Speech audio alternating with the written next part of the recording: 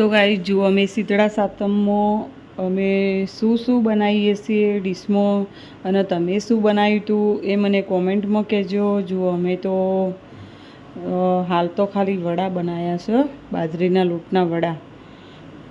આવા વડા કોઈને ના ફાવતા હોય બનાવતો તો મને કોમેન્ટમાં કહેજો, હું રેસીપી પૂરી બતાવું તમને. તો જુઓ બાજરીના લોટના વડા બનાવ્યા, પછી દૂધીના થેપલા બનાવ્યા, ઢેબરા કો થેપલા કો એ બનાવ્યા. ચાલુ જ છે બનાવવાનું. આચલ ને માનસીને બધો આગળ બ્લોગમાં જુઓ, બધો હેલ્પ કરાવી છે તારે હો, જોરદાર બધાને કોમે લગાડી દીધો. આગળ બ્લોગમાં બને રહેજો. આ વ્હાઈટ દેખાય ને સાબુદાણાના પાપડ હતા. આ ટાઈપના પાપડ આવે સાબુદાણાના. એટલે બીટુ કે મારે સાબુદાણાના પાપડ ખાવા હે, તે મેં તળી આપ્યા પછી એને.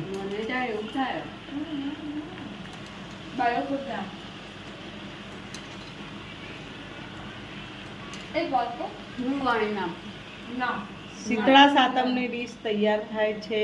જુઓ તે એવું ના હોય.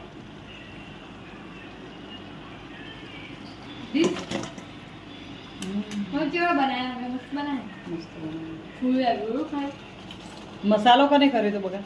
અમે તેગલી ને ગરજી જોઈએ.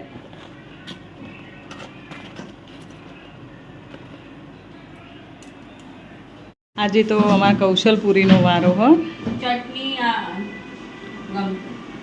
આજા હાલતા ના, એવું નહીં, ખોટું નહીં.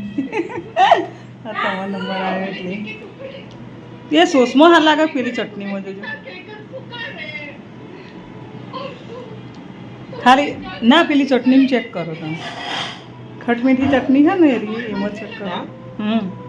બેમાંથી છે એમ વધારે હાલ લાગે કે એમને સારા લાગે દૂધ જોડે.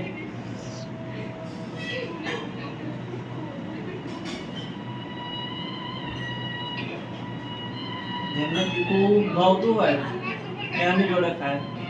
જેમને થોડું ટામેટાનું નેરો ખટમીઠું એટલે બધા સારું જેવું લાગે.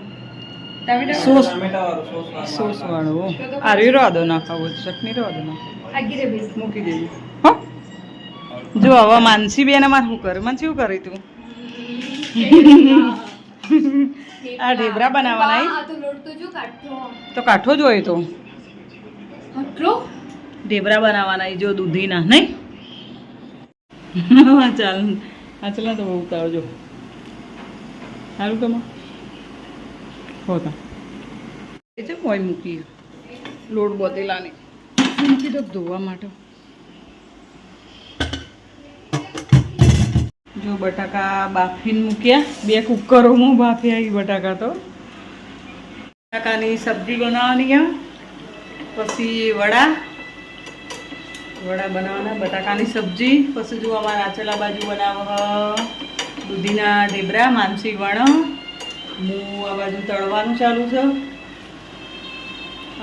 મરચાં બનાવવાના છે નહીં. હજી તો બીજું વિચારીએ શું કરવાનું, ખબર નહીં. તૈયાર ડીશ થાય પછી બતાવું કે ડીશમાં શું બન્યું કાલ શીતળા સાતમમાં. તમે બધાએ શું બનાવ્યું હતું એ કોમેન્ટમાં કહેજો. ચાલને તો 3 ટાઈમ રોટલી વણવાનો ધંધો હુંપી દીધો હો. આજલ તો 3 ટાઈમ રોટલી ગમે એમ વણવણ કરો. હવે અમારા લંગાભાઈને બતાવું હો. લંગોભાઈ જોજે, લંગાભાઈને ધંધો હુંપી દીધો હો. કોઈ એવું નહીં કે લંગોભાઈ નહીં કરતા કશું. લંગાભાઈને જુઓ હો, નામ ના બગાડ. લંગોભાઈ અમારા બેટા બટાકો સોલી જુઓ. જો આ બાજુ શું કર્યું, બેડ ઉપર જ બધું હાલ દીધું હે.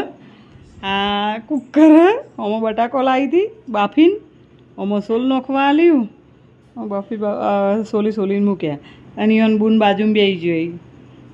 અને પેલી બાજુ બતાવ, પેલી સાઈડ જુઓ. આ સાઈડ ને આ સાઈડ એક બાજુ ઢેબરા વણાય છે, એક બાજુ ચિયો પગ ખડાયા અહીં. બધો અલગ હા. અને અમારે હજી આ મરચાં બાકી છે. આવું બધું છે અમારે ત્યાં. ખાય ત્યાં મરચાં તળાતા હોય એટલે બધું ખાય. શીતળા સાતમમાં આવું બધું ખાવાની મજા કુછ ઓર આए મજા તો લઈ લીધું સારી મજા લેવ રહી હતી.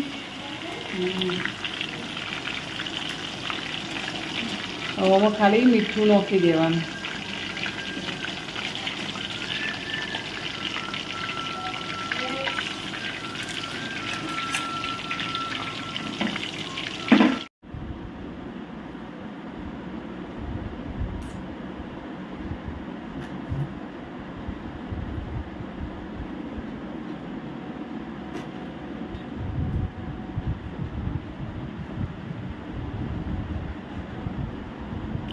आइसक्रीम तो हाथ से चाचल दे दे સારી જોઈને अवाला चौथी लाइन દુકાનમાં मीठी मीठी सा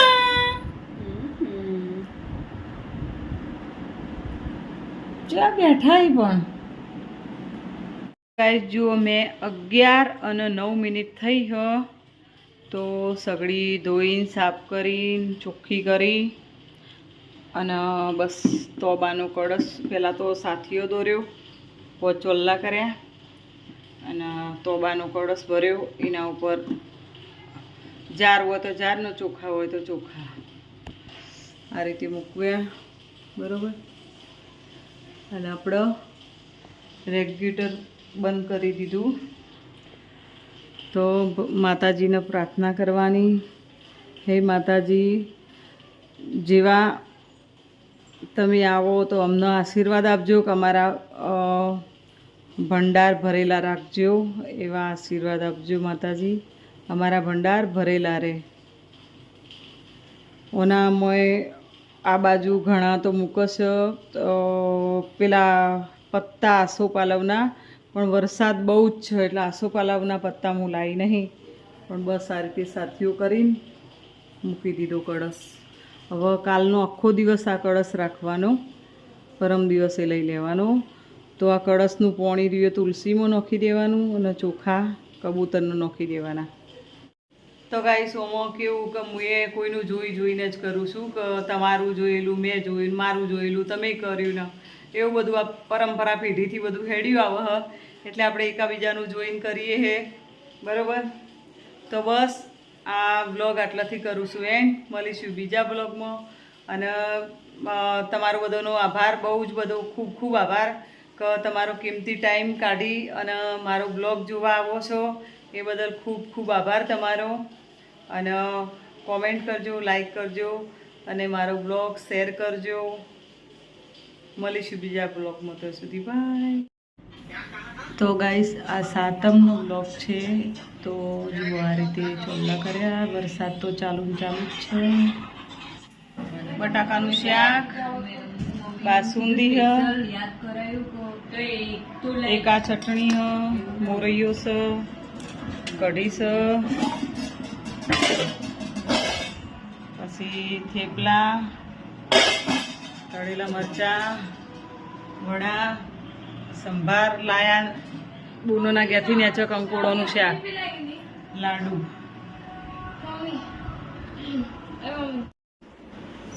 તો ગાઈસ બાય, ગુડ નાઇટ. અને જુઓ ટાઈસું કઈ રીતે ઊંઘે જુઓ, અડધા પગ લબડી રહ્યા છે અને મને તો ખબર નથી, હું તો ઊંઘી જઈને તમારા પાછળ મેં જોયું ત્યાં ખબર પડી. મેં કીધું ટાઈસું તો જોયું તો ખબર પડી.